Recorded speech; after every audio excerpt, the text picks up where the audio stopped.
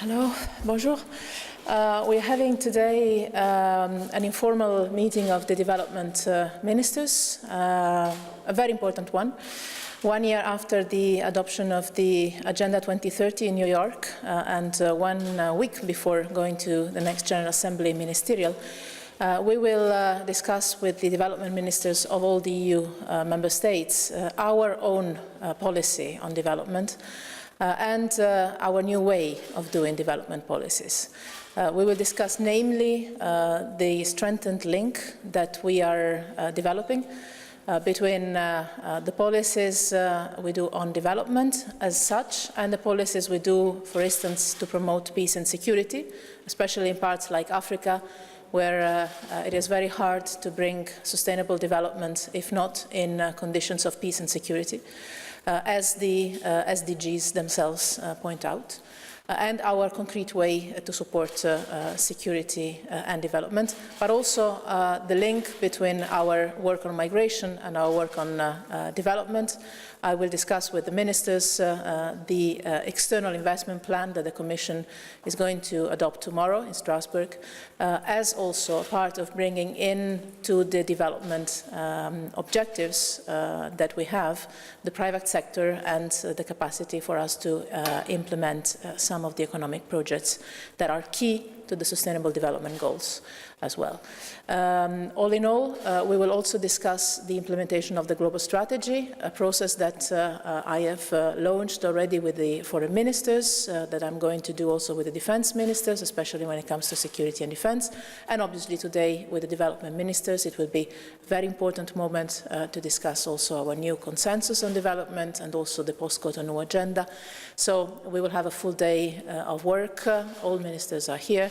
And for sure, being informal, there will be no formal deliberation, but I'm sure that we will forge the way ahead on all our policies concerning the all related issues to development, and again, with a special focus on Africa in these times. I'm afraid I'm a bit late, so maybe I can take one question. Thank you. Ana Pisonero from the Spanish news agency Europa Press.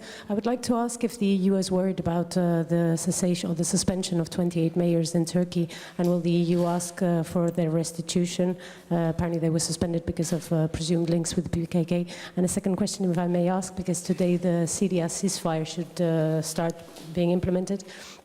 Is the EU worried that it will actually hold on, given that some groups, like Arar al-Sham, has already said that it rejects it, and some other opposition groups have said that the agreement has deficiencies? Thank you. Well, on Syria, I've already said in the last hours that we see this agreement as a starting point that has to be implemented and that can lead to finally political talks and political transition, which means peace and also humanitarian development, humanitarian aid entering the country. As regards Turkey, I was there just on Friday. I have seen about the clashes in these municipalities in the south and the southeast of the country. As you know, the European Union recognizes the PKK as a terrorist organization, and I had the chance in Ankara last week to say that for us the way is the stop, complete stop of violence, complete stop of terrorist attacks, and the beginning of a political process on the Kurdish issue. On the issue of the mayors in particular, I have seen that 28 elected mayors have been suspended and trustees appointed, and I would expect, I'm confident that the population of these municipalities will be in condition to elect new mayors according to the laws of Turkey itself soon. Obviously, we expect all steps to be taken in accordance to the rule of law, as we have discussed with the Turkish authorities just a few days ago. I'm sorry, I apologize. I will have to join the ministers. Bye.